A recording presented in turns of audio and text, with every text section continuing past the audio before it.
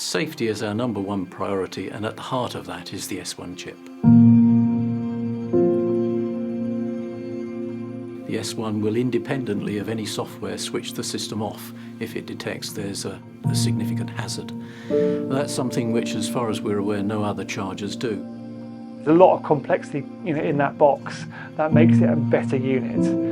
It can do more, it's smarter, it's got more sensing, it can make better decisions.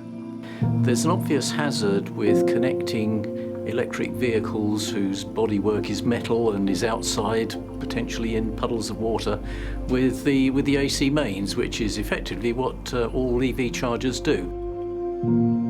A lot of chargers will remove the power to the unit if they detect any leakage of current through the vehicle body.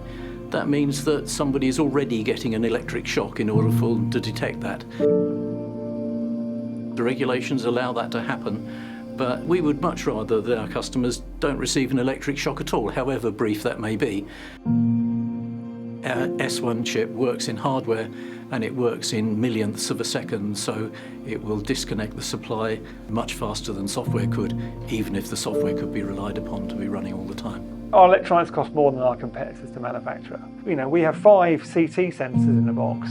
All this stuff costs money, but it's there for a reason. They are to deliver more functionality, a higher level of safety and more intelligence. The home series of chargers include an RCM, which is required to meet the regulations, but our S1 system far exceeds those regulations and makes, in our view, the charger the safest on the market.